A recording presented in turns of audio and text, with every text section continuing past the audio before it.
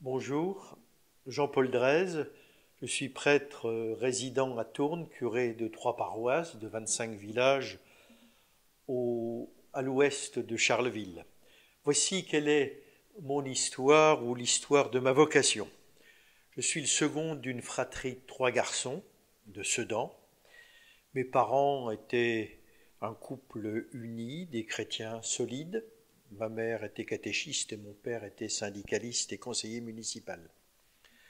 Quelques faits dont j'ai souvenir et qui ont fait que ma vocation a pu naître, c'est la prière en famille le soir, où nous dormions, les 3 petits garçons, dans un même lit, tête bêche.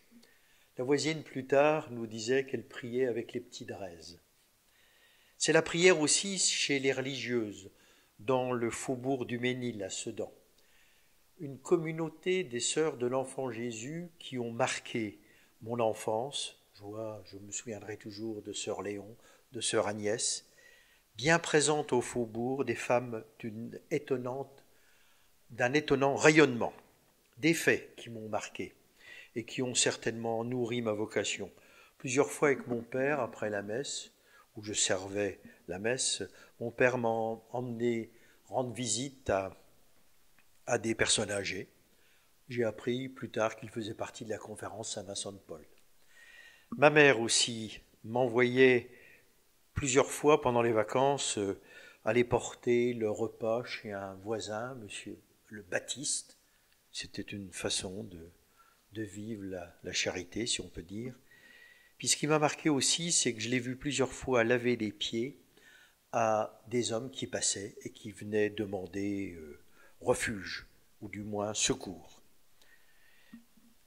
Des prêtres aussi m'ont marqué, comme l'abbé Leger, l'archiprêtre, Michel Jeanroy, qui est toujours bien vivant, André Bré, mais c'était aussi certainement la silhouette de Don Bosco qui m'aura marqué, et qui auront fait que, à 10 ans, 9 ans, j'ai dit à mes parents que je souhaitais être prêtre.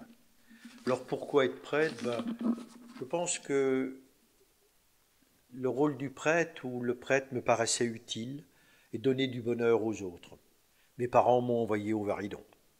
Alors une remarque à propos du bonheur, mon père qui était un homme très sérieux, qui était comptable, chef du personnel dans l'entreprise où il était, faisait le clown assez souvent. Et j'ai toujours été tenté par ce métier, mais 1 heure de bonheur, c'est pas toute la vie. Alors aujourd'hui encore, je peux dire que j'aime bien aussi faire rire. Au séminaire, j'en parle, j'ai eu des bons éducateurs, assurément, comme le père Guy Herbulot, aujourd'hui, évêque en retraite, Joseph Annès, Marcel Macken. Mais au séminaire, je le dis en passant, où j'ai vécu de bonnes années, j'ai été comme mes collègues éducastré. Vous pourrez en rediscuter si vous voulez. En tout cas, pas de problème. Et j'étais passionné surtout par la philosophie en terminale. Et passant au grand séminaire, ayant fait le choix, je peux dire 3 événements qui m'ont marqué et qui ont à la fois remis en cause ma vocation ou l'approfondi, en tout cas provoqué de sérieuses questions. C'est le Concile Vatican II de 62 et 65, et je lisais avec, j'allais dire, passion, les chroniques d'Henri Fesquet qui nous parlaient du Concile. C'était aussi le choix avec des collègues de faire la coopération et non pas le service militaire. C'était le père Mercier, originaire de Carignan, évêque du Sahara, qui nous a dit qu'il avait besoin de jeunes enseignants. Avec 3 collègues, on y est allé. C'était pour moi l'occasion d'une découverte de l'islam, d'une autre civilisation, la découverte aussi des pères blancs, de la vie communautaire des pères blancs, et de Charles de Foucault, où j'ai pu aller voir à la fois à la Sécrème, non pas à la Sécrème, pardon, à El Abiot Sidichir, et puis son tombeau à El Goléa. Mais aussi, c'était, je dis pas un choix important, puisque là-bas, comme enseignant, j'ai rencontré une jeune fille et j'ai dû faire le choix. C'est beau, l'amour, mais je voulais être prêtre, en tout cas. L'autre événement, c'était mai 68. C'était toutes les questions, la remise en cause, et mes frères qui faisaient de l'histoire, l'un qui faisait de l'histoire et l'autre faisant du droit, m'ont provoqué, m'ont dit mais qu'il fallait peut-être que je complète ma formation. Et puis, au séminaire de 68, 70, 71, on se posait la question, qu'est-ce que c'est qu'un prêtre? Aussitôt le concile, c'est étonnant. Cette époque-là, on ne savait pas ce que c'était qu'un prêtre. Alors donc, j'ai pu obtenir de mes supérieurs d'aller faire des études complémentaires à Paris. J'ai pu faire des sciences sociales.